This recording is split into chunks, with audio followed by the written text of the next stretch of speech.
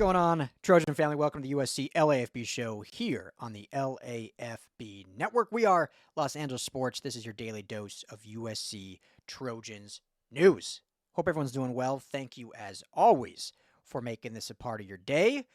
Tomorrow, or depending when you listen to this, but on Wednesday, myself, Tim Prangley. I know a lot of you have been asking, like, where's Tim been? You know, it's summer, people are traveling, but myself, Tim, and the Madman are all making the trip out to Vegas for Big Ten Media Days to see USC, Lincoln Riley, Makai Lemon, the whole gang there. Cannot wait. So it started Tuesday, so today when I'm recording this, and runs Tuesday, Wednesday, Thursday, but USC will not be there till Thursday, so, you know, we're going out Thursday, making the trip to the desert to bring you all the action from Big Ten Media Days. So make sure, if you're not already, hit that like and subscribe button here at the USC LAFB YouTube channel. You can follow all of our content at LAFBnetwork.com. I'll be writing a bunch of stuff there as well. So make sure you're locked in with our USC coverage live from Big Ten Media Days. We'll be doing a kind of preview tomorrow night, so Wednesday evening from Vegas. And then obviously we'll do a bunch of live stuff on Thursday as we will be there on the floor. Should be a lot of fun stuff. Probably some good sound bites. So we'll have it all for you here, right here. Become a member if you have not already. Easy to do. Right on our YouTube page, you can subscribe, become a member. Part of your membership goes to support youth sports here in Los Angeles. You'll be supporting LAFB, but you'll also be supporting youth sports in LA, as a portion of your membership every month will be donated to different initiatives. Right now, we're working with one with Anthony Beavers and LA Best. We're working with another one that supports girls flag football initiatives in partnership with Matt Leinart and Will Farrell and others. So I've got a lot of stuff, a lot of fun stuff cooking, but passionate about helping out the LA community and specifically with the youth sports here in Los Angeles. So you can help be a part of that while also supporting what we do here at LAFB. So, all right, enough of that. Real quick, I want to get on here because our friend Paul Finebaum is at it again. I know, because I know I am, USC fans are sick of hearing it, sick of seeing his name pop up. But, you know, on the eve of going to Big Ten Media Days, he, out of nowhere, just throws more shots at Lincoln Riley. So I just wanted to come on here and kind of briefly touch on it. You know, it's at this point, it's a vendetta. There's absolutely something behind the scenes that has happened. Has to have been. Or he knows, which I am now doing, but he knows that USC fans and USC content creators will just eat it up every time, and so his engagement goes through the roof. Like it's almost at the point where, unless something actually did happen behind the scenes where he like just hates Lincoln Riley, ESPN literally tells him, like, hey, you got to mention Lincoln Riley once a month because it drives ratings up, because we get all USC hot and bothered and they start coming to all of our channels and engaging. Like, it almost seems like it's in his contract that ESPN forces him to bring it up, because half the time it's not even like on what the topic should be. It's unannounced. He just brings it up. So today, I apologize in advance if I'm going to mispronounce this last name. I not know the person, but obviously I've seen him. Most of you have seen him around college football. But he was on the Dari Nauka show on ESPN. Dari Nauka does stuff on ESPN, does stuff with the SEC. So he was on that show. And to wrap the show up, unannounced, unquestioned, had to talk about Lincoln Riley. Literally says, like, now I know we're wrapping up the segment, but I got to end the show by talking about Lincoln Riley. And he says, this is what he says, quote, "The thing that I'm most excited about at Big Ten Media Days," which I'm sure Paul Finebaum will not be attending. He would never do it in person to Lincoln Riley. "The thing I'm most excited about at Big Ten Media Days is I want to hear Lincoln Riley try to explain his last 2 years, because I can't think of anybody whose coaching has been more fraudulent since his first year with Caleb Williams. I say that as somebody who admire what Lincoln Riley did at OU.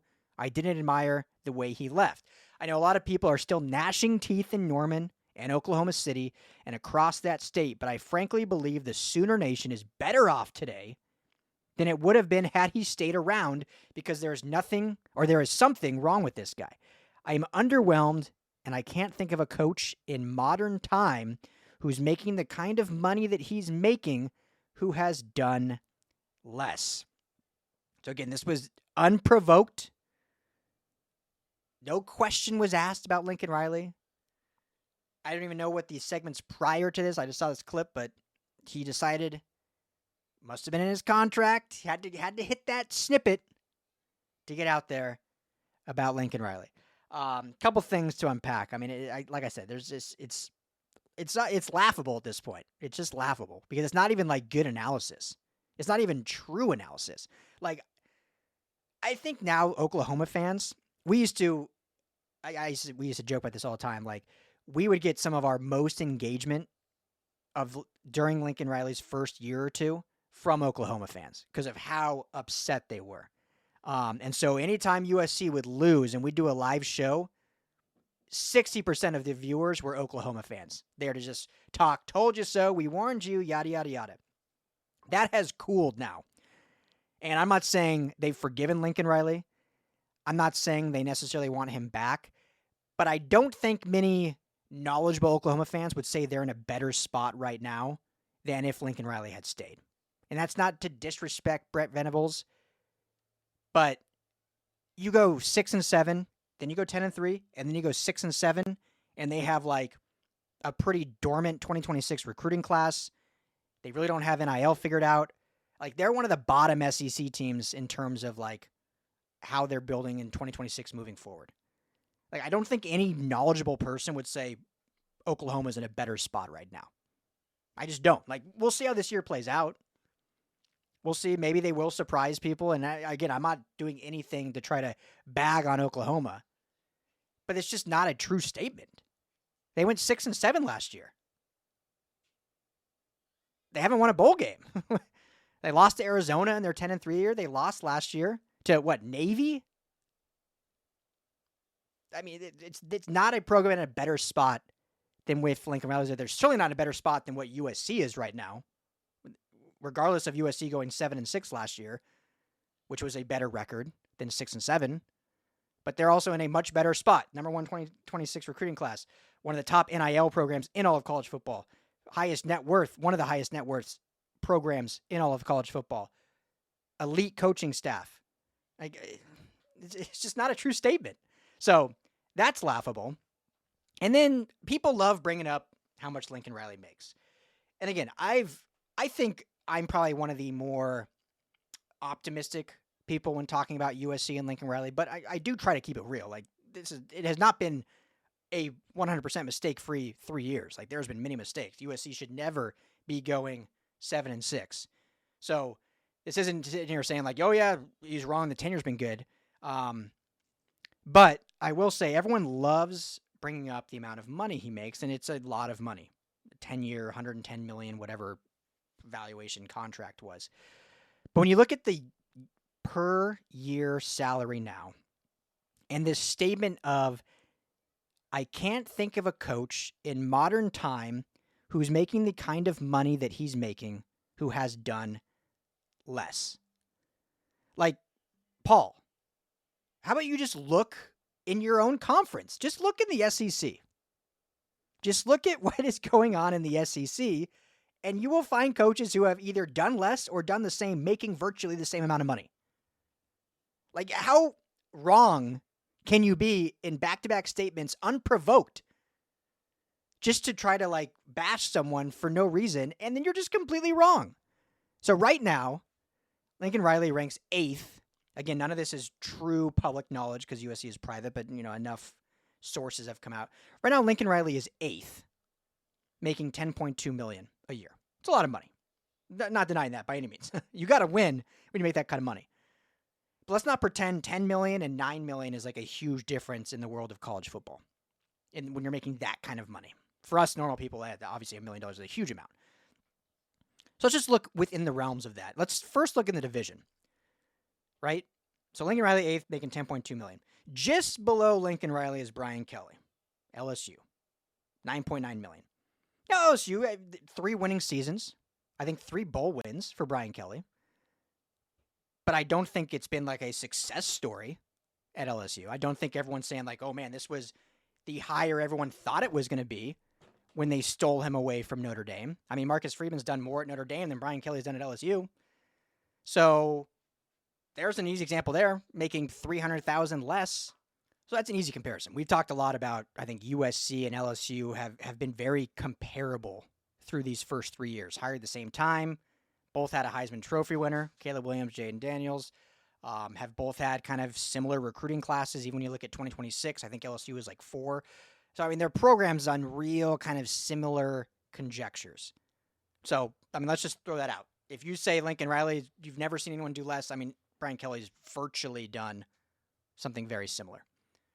Then let's look at one that's he just spoke on, saying Oklahoma's in a better spot. Brent Venables makes $8.5 million. So, sure, $1.5 million less. That's a good amount of money. But he's 15th highest paid coach in college football. It's not like he's, top 50. He's the 15th. 6 spots lower than Lincoln Riley. 7 spots lower than Lincoln Riley. And as I said, Oklahoma went 6-7, 10-3, 6-7. And they seem to be, much worse spot now than they were 2 years ago. So I don't know what Paul Finebaum's thinking when he's literally trying to prop up Oklahoma and then not realizing the pay is similar and the output has been worse. Like, factually worse. Right? All right, let's stick in the conference. Making more than Brent Venables, just a touch below Brian Kelly, is Mark Stoops. Kentucky. SEC. The Glory Conference. Kentucky the last 3 years has gone 7-6, 7-6, 4-8 last year. Their last bowl win was in 2021. They won the Citrus Bowl. They lost the Gator Bowl and the Music City Bowl, and last year, obviously, being 4-8, did not make a bowl game. Mark Stoops has done more, making $9 million. I mean, that's not a lot less than Lincoln Riley. $9 million a year for Mark Stoops. He's been there for a decade. He's doing more. Let's stick in the conference. Right? Elijah Drinkwitz, Missouri. He's making $9 million a year.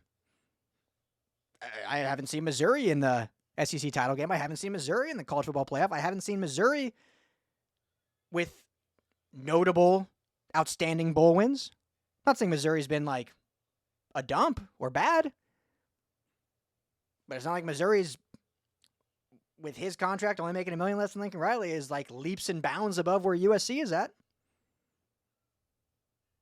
We can go, all right, who's making more than Lincoln Riley? Deion Sanders. He's making $10.8 million now. Just signed a contract extension with Colorado. Dude's gone 12-13. They have the 50th, 60th ranked recruiting class in 2026. Now he's going to be without his son, the quarterback, and without the Heisman Trophy winner, who's gone in the NFL. What's Colorado going to look like? I'm not saying Colorado's in a bad spot. I'm not even trying to throw strays at Colorado, but 13-12 over 2 years and making more, and you're saying no one in the history has ever done less? Wild. Lane Kiffin also makes $9 million. Ole Miss, I think he's done a really good job at Ole Miss. I think Ole Miss has been better the last few years than USC the last 2 years. But they haven't been in an SEC title game. They haven't been to the college football playoff. It's like, what are we talking about here?